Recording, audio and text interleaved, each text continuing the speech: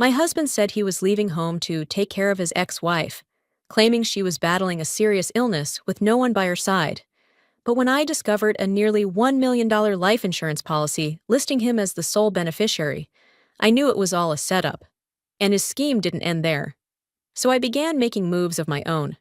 Before I tell you the full story, make sure to hit like, subscribe, and leave a comment letting me know where you're watching from.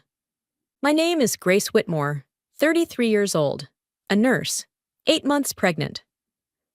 On an ordinary Tuesday afternoon, just as I finished folding the thin blanket over my belly, my husband, Stephen Caldwell, walked into the room with an expression of feigned gentleness and a voice so soft it made me hold my breath. He said he needed to leave home for a few weeks to take care of his ex-wife, Elaine Prescott, who was in the final stages of cancer and living alone in her suburban house. I looked at Stephen, the man I once believed would welcome our first son with me, and asked again, "How long will you be there?" He replied with eyes cast down, "Maybe a few weeks. Maybe until Elaine passes." I nodded, trying to remain composed, though my heart sank like it had been crushed. Stephen thought I would cry, that I'd lash out. But I didn't. I simply smiled gently and asked a few more questions about Elaine's condition, as any understanding wife might. Stephen looked at me as if he had escaped a trap. But I had already sensed the unease. He kept stroking his new Rolex watch, a piece he had never owned or bought while living with me. He also stressed that Elaine had no close relatives, that her parents had passed, and she only has me, the man who had divorced her nearly 6 years ago.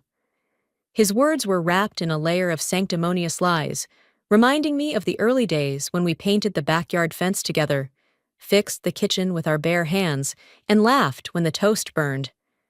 And now, he was leaving me in the most vulnerable stage of a woman's life, on the brink of motherhood, to return to his ex-wife. I asked just one question. "Do you think I'll be okay?" Stephen exhaled and said, "You're the woman with God's own heart." When he turned to pack in the bedroom, I quietly took his notebook and the spare phone he often left on the bookshelf. The phone had no password, and inside were countless emails between him, a lawyer named Daniel Rourke, Elaine's legal representative, and a man named Raymond Cole, a private investigator. The first email stunned me. Stephen had hired Raymond to investigate Elaine, confirming she lived alone, had no relatives, and was in the terminal stage of cancer. The next email was a scanned copy of a life insurance policy worth $800,000, with the beneficiary being none other than Stephen Caldwell. Another document stated, Elaine was being advised to transfer her estate from a charity to a trustworthy individual, which was also Stephen. Everything seemed premeditated. I closed the phone, put it back exactly where it was, and went on to prepare lunch as usual. I sliced apples, boiled water, smiled. While Stephen ate, my phone rang. It was Emily, my cousin, a physician.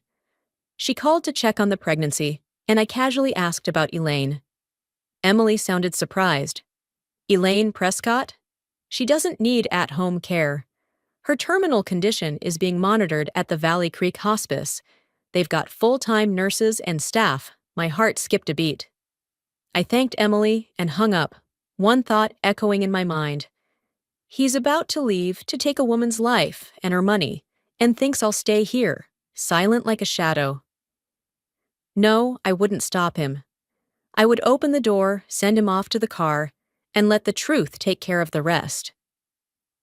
That night, after lunch and the soup I had made, Stephen stepped out to the backyard to make a phone call. I didn't need to press my ear to the wall. His voice floated effortlessly, the kind reserved only for someone he was trying to charm. I brought herbal tea. "The kind you like?" "Yes, the one with chamomile and orange peel." Grace prepared everything. I stood in the kitchen, hands still washing dishes, hearing each word fall into my heart like cracking glass. He was using me as proof to Elaine that he was a thoughtful, ethical man. But right then, I knew. I would play that role so well, He would never suspect a thing. The next morning, as soft sunlight streamed through the kitchen window, I folded every one of his favorite shirts, ironed each hand towel, packed jars of herbal tea I had steeped myself into little glass bottles. I labeled each one in neat handwriting: calm mind, relief, sleep well. I even added a small jar of honey, a gift from a work trip to Vermont, nestled gently beside the rest. Every item I packed in Stephen's suitcase radiated care, gentleness, precision. But it wasn't love anymore. It was the way a smart woman prepares the final stage for a con man. When I entered the living room, Stephen was at the mirror, adjusting his collar and shaving. He turned, slightly surprised I was still smiling. "You're so thoughtful, Grace. You're really not mad at me?" I looked at him in the mirror and shook my head lightly, my hand holding a soft earth-toned scarf, the one given to me by an old lady during a trip to northern Vietnam 2 years ago, in the biting 7 degrees Celsius cold. I folded the scarf and placed it neatly in the corner of his suitcase. "This scarf is warm. She'll probably need it." Stephen looked at me, hesitated for a moment, but said nothing more. As he wheeled his suitcase to the door, I followed, opening the front door slowly, as if seeing off a beloved. But in truth, I was ushering out a rotting part of my past from my doorstep. He paused, pointing to our old sedan. "Ah, I'm not taking that car. I rented a Mercedes yesterday. Wanted to make a good impression on her, so she sees I'm doing well." I nodded. No questions asked. I helped him transfer the luggage to the rented car parked by the curb. Shiny, luxurious, nothing like a vehicle meant for caregiving. Before he got in, Stephen turned and hugged me. His hand barely rested on my shoulder, out of obligation. "I know you're a good person, Grace." Truly, a woman of God, I didn't answer. I only looked into his eyes. And in that moment, I no longer saw a husband. I saw a man walking into flames, with a can of gasoline in his hand, not knowing I had placed a fire extinguisher behind the stage. As the Mercedes pulled away, I stood at the door, morning wind blowing strands of hair across my forehead. I didn't cry. I didn't call him back. I walked into the house, closed the door softly, and then I went straight to his office, the room with the safe. This afternoon, I'd open it, but first, I'd brew myself a cup of calm mind tea, the one I made for him, but never used for myself. Now it was my turn to need it. I placed the teacup on the small wooden table next to the armchair, listening to the ticking of the living room clock. In this house, now just me and the unborn child, everything was so silent I could hear the tea wrapper crinkle as I opened the box. But inside me was a storm, silent, discreet, yet constantly churning. I stood up, took the keyring Stephen often left on the porcelain tray by the bookshelf, and stepped into his office, a room he always locked when away, always claiming, "There are private documents from the old company." I had never asked more, because I trusted him. But now I know. Every woman should know how to open the doors they were once told to stay out of. The safe was in the corner of the room. A wall-mounted Honeywell, standard model Stephen installed last year. The code? So predictable it made me want to laugh. His birthday, 0729. A soft click, and the cold steel door swung open, as if it too was tired of hiding the contents inside. I didn't touch anything yet. I slipped on a pair of thin rubber gloves, the kind I used when caring for infectious patients, and began organizing the files. Right on top was the original copy of Elaine Prescott's life insurance policy, valued exactly as I'd seen in the email, $800,000. The documents clearly named Stephen as the primary beneficiary, signed by attorney Daniel Rourke, notarized in Denton County less than 3 weeks ago. I flipped through the pages, my heartbeat slow and measured, like counting the breaths of a critical patient. The final page was a claims instruction guide, highlighted in yellow, underlined, with 2 photocopies already made. No one prepares this thoroughly unless they're not just caring for an old friend. Beneath that was a stack of printed emails between lawyer Rourke and investigator Raymond Cole, with one passage that chilled my spine. Cole wrote, "Subject is isolated, no immediate family within 100 miles. Medical records indicate prognosis under 3 months. Recommend early asset transfer. Optimal timing within 2 weeks." I didn't need to be a lawyer to understand. This wasn't caregiving. This was predation. At the bottom, I found a loose set of pages titled, Draft Heir Modification, Elaine Prescott Foundation. The original beneficiary was a charity supporting abused women in Texas. But in this draft, the name Stephen Caldwell was clearly typed, replacing the scratched-out line. Target completion date, this Friday. Today was Tuesday. I didn't gasp. I didn't panic. I simply placed all the documents on the desk, took out a camera, not my personal phone, but an old Canon digital camera Stephen once bought to take photos of our future baby, now sitting unused in the drawer. I photographed each page, checking every image to ensure the text and numbers were perfectly legible. Evidence doesn't need noise, only precision. Once everything was documented, I put it all back in place, locked the safe, and left the room. Outside, the midday sun streamed across the polished wooden floor. I suddenly remembered the day Stephen proposed to me, also at noon, with sunlight slanting across my hand, where the wedding ring now sat a bit looser, as my body had changed. But the one who truly changed wasn't me. I returned to the living room, grabbed my laptop, opened the encrypted email app, and began composing the first part of my plan. An anonymous message, sent to just the right person. But not today. I needed the perfect moment, a time when any woman, even Elaine, would look up from her cup of herbal tea and see the truth sitting in her inbox. That afternoon, as the last rays of sunlight swept across the kitchen windowsill, I called the only person in my family I still kept in regular contact with, Aunt Margaret, my mother's younger sister. She used to be an elementary school teacher, widowed early, now living alone in a small house on the outskirts of Portland. We had a habit of calling each other every Sunday, but today was Tuesday, and I knew she would sense something was wrong from the very first. "Hi, Auntie." Her voice, familiar and steady, came through the line. "Grace, are you okay?" "You're breathing." "It's not even." I sat down on the edge of the bed, gently stroking my belly, my baby boy kicking faintly, as if he knew I was trying to stay calm. "Stephen. He's gone, Auntie. He's moved in with Elaine. Said it's to take care of her in her final stage silence." A silence so long I could hear the ticking of her living room clock through the phone. Then she asked, slowly, each word slipping across old wooden floors. "You agreed to this?" I smiled softly, not because I was happy, but because I had waited for that question. "I agreed. But I'm not blind," I told her what I had discovered. Just enough for her to understand, but not too much. I knew, even at 70, she was still sharp enough to recognize a scheme when it was laid out too perfectly. She sighed, then shared a story I had only vaguely heard before, never in full. "Years ago, your mother, my sister, was betrayed too, while she was pregnant with you. Back then, she had no proof, no lawyer, no one by her side. All she had was a handful of fallen hair and a maternity dress she couldn't button up. She chose silence, and that silence ate away at her bit by bit for years. I don't want you to be like her. You have a mind, a heart, a profession in medicine. But more than that, you have the truth. Don't let it get buried like your mother once did."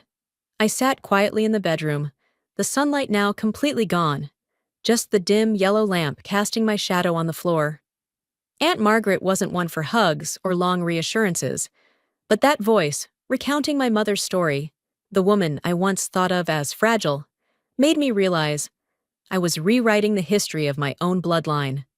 That night, I prepared a new packet of herbal tea, set aside for Elaine.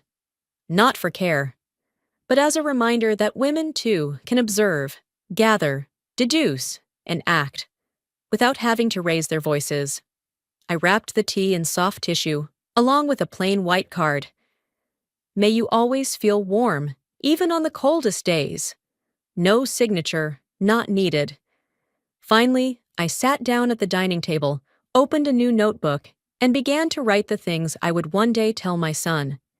Not a story of betrayal, but a story of how his mother kept faith with herself, even when she couldn't trust anyone else.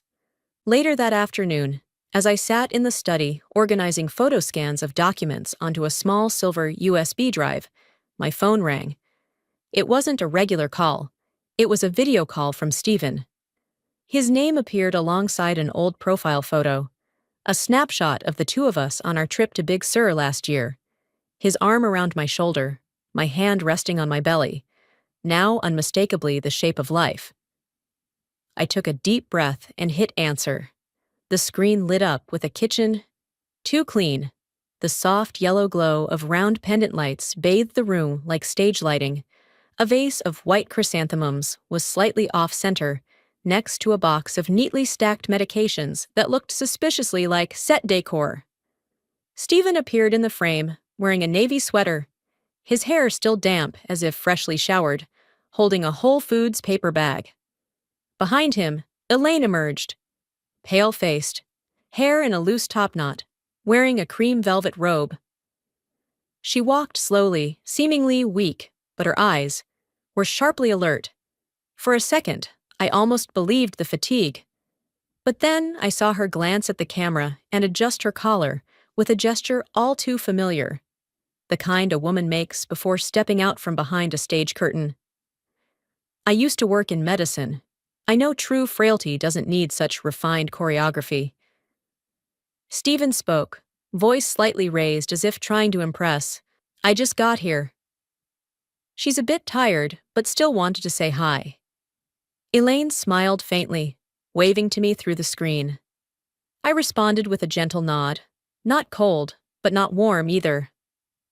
Hope you'll be helpful, I said plainly, then pretended to check the time. I need to check my blood sugar. Let's talk later. I ended the call without waiting for goodbyes.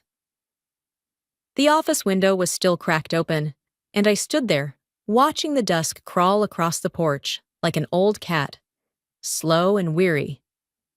Inside me, there were no more questions. Everything was clear. That house didn't have a dying woman. It had a pair of actors reconstructing an old romance to legitimize a new scheme. And this time, I would not remain in the audience. I opened my laptop, pulled up the encrypted email service. The documents were ready. I created a new sending address. No name, no familiar IP. I didn't send it yet, but I had already written the subject line. For you, from a woman who no longer believes in coincidence. I sat before the computer screen for a long time. The blinking cursor beneath the subject line was like my own heartbeat. Steady, deliberate, unhurried. There was nothing more to revise. I had reread everything I intended to send to Elaine. The photos of the life insurance contract with her signature, and Stephen listed as the sole beneficiary, the inheritance document redirecting her foundation to Stephen's name, and the exchanges between attorney Daniel Rourke and Detective Raymond Cole. I included a brief message. I don't need to know who you trust, but I think you deserve to know who's truly beside you, and why. If you feel cold, open the tea pouch. I only hope it brings real warmth, not like your kitchen today. I hit send. The email vanished from my inbox, like a stone dropped into a windless lake. I didn't hope for a reply. I didn't need confirmation. I just wanted Elaine to know someone was watching, and this time, that someone wasn't silent. I stood from the desk and walked into the kitchen. There were still a few gala apples I'd bought days ago. I took one out, peeled it slowly, each coil of skin curling like a ribbon. I'd never liked baking, but today something compelled me to return this kitchen to a state of normal, the normal Stephen thought I could never reclaim without him. As the pie baked, the scent of cinnamon and butter filled the house. I opened the window, letting the fragrance drift out to the front porch, where Stephen used to stand waxing the car, humming some old tune. I tidied the living room, put away the picture frames with his face, tucked them neatly into the coffee table drawer. I changed the pillow covers, placed a rocking chair by the window, where I planned to lull my child to sleep in the early months. To the right of the fireplace, I left a space clear. That's where the crib I ordered last week would go. I hadn't had the chance to show Stephen, and now I no longer needed to. I looked around the house. No more men's coats hanging behind the door. No more peppermint shaving cream. No more footsteps of two. Only mine, and the rising sound of an apple pie baking, as if reminding me that something new was forming. I hadn't called anyone. I hadn't told Emily I had sent the email. I just wanted to savor the stillness, like someone who has steered a boat through a violent rapid and is now moored in the shade. That night, lying on the sofa with my hand on my belly, my baby gently kicked. I placed my hand there and whispered, "We're going to be okay. I promise." Then I closed my eyes and for the first time, slept without Stephen's steady breath beside me.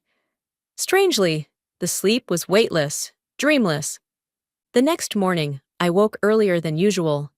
The kitchen still carried the scent of last night's apple pie, but there was no sweetness left in me. I brewed a cup of decaf coffee, opened my laptop, and logged into the hospital's system, where I'd been working remotely during the final stage of my pregnancy. Blood test reports, messages from patients, prescription reminders, all familiar, grounding me against the chaos of my personal life. I typed notes carefully, feeling that my hands still had authority, still held control over something amid the storm. In the middle of work, my phone buzzed. A group message from some old friends, with a screenshot from Facebook. Elaine Prescott had just updated her status. She wrote that she felt immensely lucky to have Stephen by her side, caring for her through every meal, every cup of tea. Beneath the post, her friends commented, sent hearts, offered blessings, as if this was a beautiful, late-blooming love story. I looked at the screen in silence. They didn't know. No one knew, except me. One friend messaged me privately. "Grace, are you okay? Did you see this?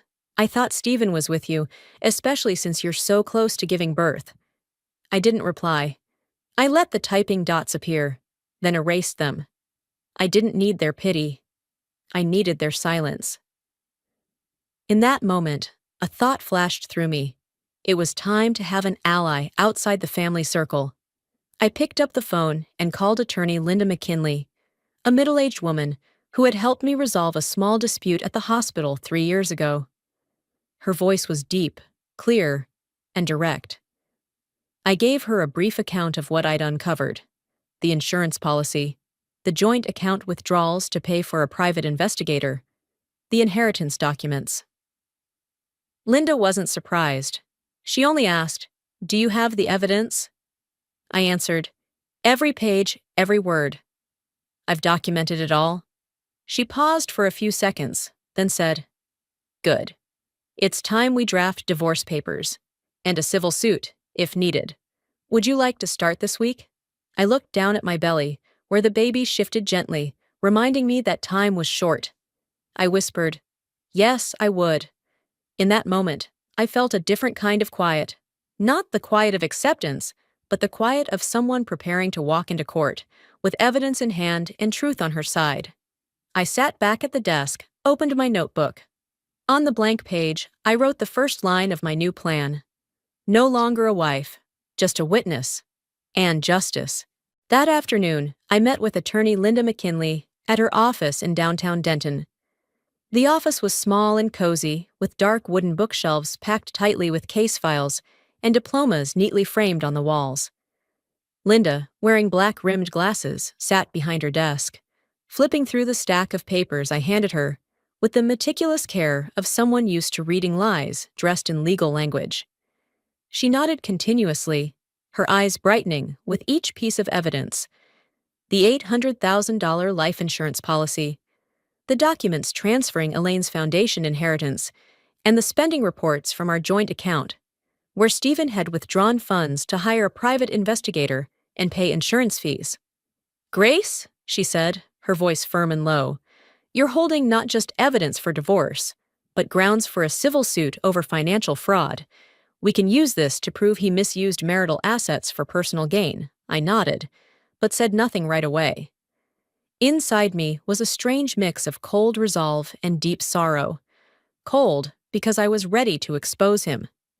Sorrow, because the man I once trusted had turned everything we shared into tools for a scheme.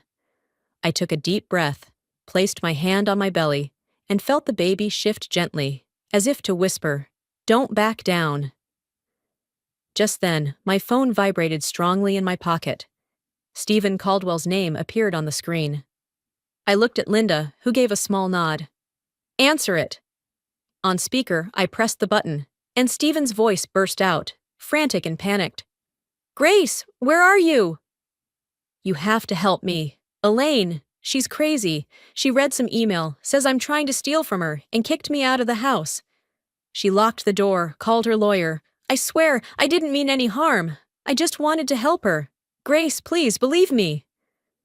I stayed silent, letting his ragged breaths fill the quiet office. Linda's face remained still, like a doctor listening to a failing heartbeat. I finally spoke calmly, my words like a scalpel slicing through the script. "Stephen, are you sure I'll believe you? After everything I've seen?" On the other end, he hesitated, then pleaded, "I don't know what you mean. But please, come get me." "I don't have a car. They took the Mercedes back." I closed my eyes, swallowing the chill in my throat. In that moment, I realized the balance had shifted. No longer was I the one waiting for explanations. He was the one begging for a lifeline. I replied slowly, each word deliberate. "Stephen, did you forget? I'm a nurse. I know what real illness looks like. And I know what real lies look like, too. Some things can't be healed." I hung up. The dial tone echoed in the stillness of the law office. Linda nodded slightly, pen already jotting notes. And for the first time, I didn't feel like the abandoned wife. I felt like the witness holding the keys to justice. From that moment on, I knew. Stephen's downfall had only just begun. It was already dark when I returned home, stomach churning from a day split between remote work and the lawyer's office. I had just set my keys on the table when the phone buzzed again. This time, it wasn't Stephen. It was Emily, my cousin. Her voice was hurried. "Grace, I just drove past the Willow Creek suburb. You won't believe this. Stephen's sitting on the sidewalk outside Elaine's house, next to a pile of luggage. He looks like he's been thrown out onto the street." I closed my eyes, unsurprised. I asked quietly, "Is anyone with him?" Emily sighed. "Some neighbors are watching from a distance." And Elaine is standing at the door, talking to someone on the phone. I overheard her mention the police. In my mind, I pictured a man who once entered a home in a polished Mercedes and crisp white shirt, now curled up on a curb under the streetlight, his shadow stretched and distorted. A perfect reversal, like the curtain falling without applause. I didn't plan to drive there. I knew I had to preserve my strength, not risk a contraction so late in the pregnancy. "Emily," I said calmly, "do me one favor. Bring him back. But don't say anything to him, just silence." An hour later, the familiar sound of an engine hummed outside. I opened the door to see Emily step out, her face tight with irritation. The back door opened, and Stephen emerged, head bowed, shirt wrinkled, suitcase scuffed. He was no longer the confident, polished man. He was a man ejected from his own performance. Emily said only one thing before leaving. "Take care of yourself. Don't let anyone wear you down again." I nodded my thanks, watched her drive away, then turned back inside. Stephen stood still at the threshold, hand still gripping his suitcase handle. I opened the door wider, my voice unnervingly calm, even to myself. "Come in. Tonight, you sleep in the storage room. There's no space for you in the living room anymore." He looked up, eyes red, wanting to speak. But I raised my hand to stop him, gently closing the living room door behind me. In the quiet, only the ceiling fan hummed, and my tired breath filled the space. And I knew, without a doubt, the neighbors in our community chat would be talking soon about what happened tonight. But for the first time, I wasn't ashamed. I felt peaceful. The next morning, when I pulled open the curtains, I saw a flurry of messages in the neighborhood group chat. Someone had posted a blurry photo from afar. Stephen sitting on the curb outside Elaine's house with a suitcase. Another person added the caption, "What a drama! Thought he was Mr. Perfect, turns out he's just another fraud kicked to the street." I scrolled through without replying. I didn't need to add anything. The truth was spreading on its own, faster than any words I could speak. That afternoon, while watering the lavender pots on the porch, Mr. Henry Simmons, the notoriously chatty older neighbor, passed by with his cane. He paused, leaned in, and lowered his voice. "Grace, I heard Elaine threw Stephen out and threatened to call the police over some insurance scheme. This whole block is buzzing. Are you all right?" I looked at him and offered a gentle smile, neither confirming nor denying. "Mr. Henry, I'm all right." "And thank you for checking in," he nodded, his eyes a mixture of sympathy and quiet admiration. I knew for people his age, my silent smile said more than any explanation. That evening, I called Stephen into the living room. He entered, shoulders slumped like a man who had lost all footing. On the wooden table, I had already laid out a folder: divorce papers, financial report copies, photos of the insurance contract, and the emails between him, attorney Daniel Rourke, and Detective Raymond Cole. I didn't say much, just pointed at the stack. "Stephen, sign here." "These are the divorce papers. I've prepared everything. This house was bought with my personal savings before we married. You have no claim to it. I'm giving you 1 week to leave." He froze, eyes red, stammering. "Grace, you're the one who sent that email to Elaine?" I looked him straight in the eye, colder than any ER shift I'd ever worked. "Yes, I did, because I chose the truth over lies." He collapsed into a chair, trembling hands gripping the edge of the table, then looked up at me, his bloodshot eyes desperate like a drowning man grasping for a final branch. "Grace, please, let me stay until the baby is born. I swear I won't cause trouble. I want to hold your hand in the delivery room, to see my son born." His voice broke, shoulders shaking, as if this was his last plea after losing everything.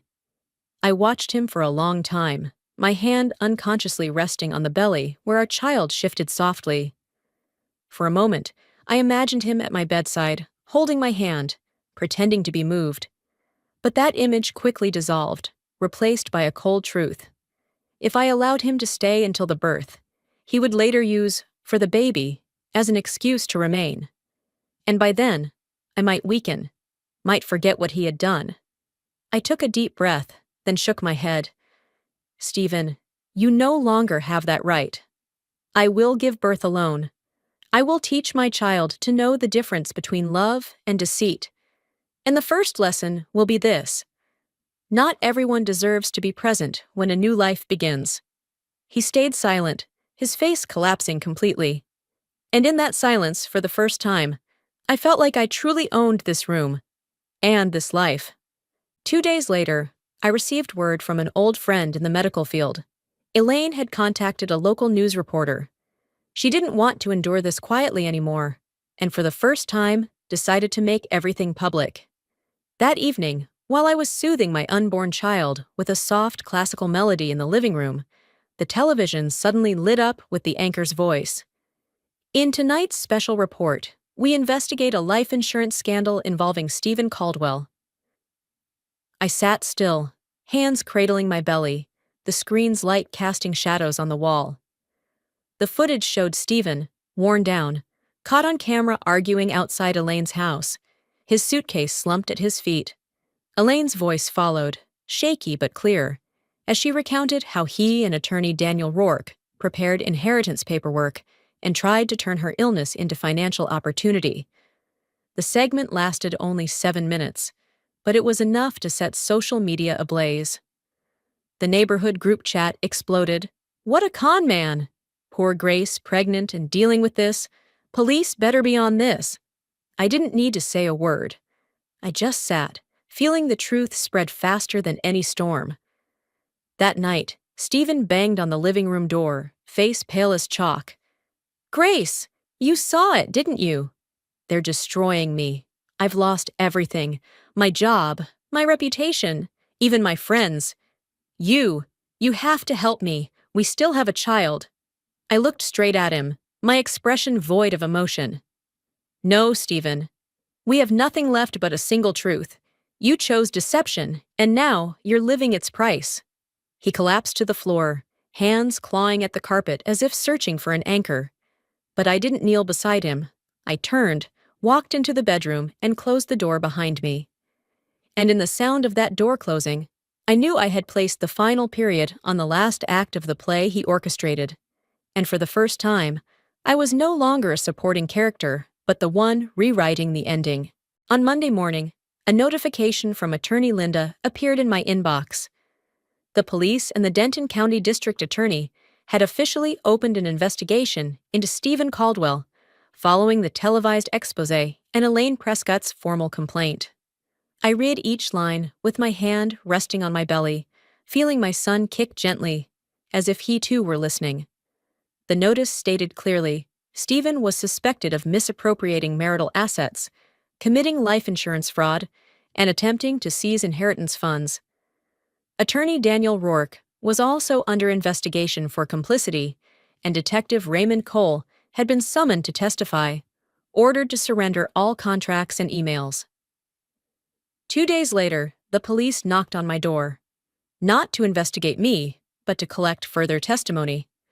I handed over all the copies I had prepared. Emails, contracts, withdrawal records from our joint account. The officer looked at me, his eyes a mix of respect and quiet sorrow. "Mrs. Caldwell, you didn't just save yourself. You saved Elaine's foundation. Otherwise, that money would have ended up in the hands of an opportunist." I nodded and replied simply, "I just didn't want anyone else to be used." Meanwhile, Stephen was forced to face a reality he could no longer deny. Despite her frailty, Elaine appeared at the first deposition, seated in a wheelchair, her voice weak but unwavering. "He's not here for me. He's here for the money." Before those words, Stephen only bowed his head and stayed silent. The local paper published a photo of him walking into the police building, hollow-eyed, his shirt wrinkled. The man who once flaunted a Rolex now looked like someone completely unmoored. Days later, Linda informed me Stephen had been formally charged with insurance fraud and financial abuse of marital property. Attorney Rourke's license had been suspended, and Raymond Cole had become a key witness, detailing every step of the investigation Stephen had paid him to conduct. I listened, feeling a mix of bitterness and relief. This was no longer just my story. This was a public case, where justice was finally visible. That evening, when I returned home, I found an envelope in the mailbox. Inside was a short handwritten letter from Elaine. Her handwriting trembled, but was still legible. "Grace, thank you. You saved me from spending my final days in lies. If there's one last right thing I could do, it was exposing him and protecting you. Wishing you and the baby light I finished reading, tears falling, not tears of despair, but of release, as if I had just watched one old door shut while another began to open." On an early May morning, the Denton County Court held the preliminary hearing for Stephen Caldwell's case on insurance fraud and misuse of marital assets. I wore a light blue maternity dress, simple but neat, and sat in the back row beside Attorney Linda. The courtroom wasn't crowded, but every gaze was fixed on Stephen. He appeared in a worn-out suit, tie loose, looking gaunt. The Rolex was gone. The confidence, gone. Just a man collapsed beneath the weight of truth. The prosecutor read the charges. $800,000 in life insurance fraud, unauthorized use of marital assets to hire a private investigator and cover legal fees, and conspiracy to seize inheritance from a charitable foundation. The evidence, emails, contracts, money transfers, had all been submitted through the file I compiled. Stephen's lawyer tried to argue that he had acted in confusion, thinking he was helping his ex-wife in her final days. But soft chuckles from a few attendees broke the illusion of that excuse. When it came time for testimony, Detective Raymond Cole stood, voice calm but resolute.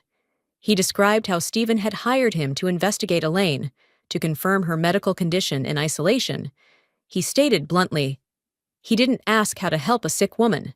He asked how to quickly become the only person she relied on. The courtroom fell silent, broken only by the court clerk's pen scratching notes. When it was my turn, Linda gently placed her hand on my shoulder, signaling I didn't need to say much. I stood, looked directly at the judge, and said, I'm not here for revenge. I just want the truth acknowledged and my marital property protected. I'm carrying a child, and I want him to grow up in a world where justice means something. I sat down. I saw the eyes of a few older women glisten, as if they knew my words were for all of them, not just for me. In the end, the judge ruled. Stephen Caldwell was officially indicted, granted bail, but placed under strict supervision while awaiting a full trial. The court also ordered a temporary freeze on his accounts and affirmed that my personal assets, including the house, were acquired prior to marriage and not subject to division. When the gavel struck, I inhaled deeply. My home, my savings, and the safety of the child inside me, they were all now protected. As I stepped outside the courtroom, the midday sun hit the courthouse steps directly. Stephen sat slumped on a stone bench in the hallway, face in his hands, no longer looking for me. I didn't stop. I kept walking, one hand on my belly, my steps steadier than they had been in months. For the first time, I wasn't walking out of someone else's shadow, I was walking into my own light. Just 2 weeks after the preliminary hearing, my phone rang on a chilly morning. It was Linda, her voice low and somber. Grace, Elaine passed away last night, peacefully, no pain. Before she died, she officially named you as the trustee of the Prescott Foundation. I stood frozen. Part of my heart ached, but another part brimmed with gratitude. Elaine was gone, but she left behind a living legacy, and passed it to me as a final trust. News of Stephen spread quickly. The full trial wrapped up within weeks, as the prosecution presented conclusive evidence of insurance fraud, attempted inheritance theft, and marital asset abuse. The judge struck the gavel, voice echoing across the chamber. Stephen Caldwell is sentenced to 10 years in federal prison and ordered to pay civil restitution to his lawful wife. He collapsed into his seat, pale, stripped of the persona of a man who once wore Rolexes and boasted success. The man who strode into someone else's home in a shiny Mercedes was now just another convict, head bowed in a prison uniform. I no longer followed the details closely, but when Stephen Caldwell's name flashed across the evening news, I felt only one truth. It was over. That afternoon, I received a sealed envelope from Elaine's attorney. Inside was a handwritten letter, shaky, slanted, but resolute. Grace, thank you for not turning away from the truth. You saved me from dying tethered to deceit. I believe you will use the Prescott Foundation to bring light to other women, to show them they are not alone. Never forget, kindness and integrity are the strongest legacies I finished reading, and tears fell onto the letter. But this time, they weren't of despair. They were of continuation. Elaine was gone, but she had passed her torch to me. I pressed the letter to my chest and whispered to the baby in my belly, My son, I will keep this fire alive. And one day, I'll pass it on to you, not with words, but by living truthfully. 6 weeks later, my old home shone with a new spirit. The gray walls that once held heavy air had been repainted a soft cream. The living room now adorned with baby's breath flowers and watercolor prints I had hung with my own hands. On the wooden table in the center was a small cake with the simple words, James, 1 month old. It was my son's very first month celebration. Emily brought steaming chicken soup. Aunt Martha laid out warm pastries, and old friends gathered around the round table, voices full of laughter. I held James in my arms, watching him sleep peacefully amidst the warm chatter. The house that had once carried so much darkness now held only light and peace. No more Stephen's heavy footsteps, no more false promises, just love, freedom, and a real beginning. As everyone raised their glasses in celebration, I spoke slowly. We don't need much to call it happiness. Just to live truthfully and to be surrounded by those who never abuse our trust. Their eyes met mine, full of shared understanding, as if they knew I had closed one chapter and begun another. That night, after everyone had left, I placed James into the wooden crib in the living room, where moonlight streamed through a new curtain. I sat in the rocking chair, opened Elaine's letter once more. Its trembling lines no longer made me cry. They made me smile. She had passed me her torch, and now I was lighting it anew, in the very house that once witnessed lies, but now stood as a sanctuary for truth and integrity. Outside, the night wind rustled the lavender I had replanted in the garden. I whispered softly, a promise for both my son and Elaine. We stayed. We made this place a real home, and no one will ever take that away again. If this story touched your heart, leave a comment to share your experience. Don't forget to like and subscribe, so that we, women who've weathered many storms, can build a community where truth and integrity always shine.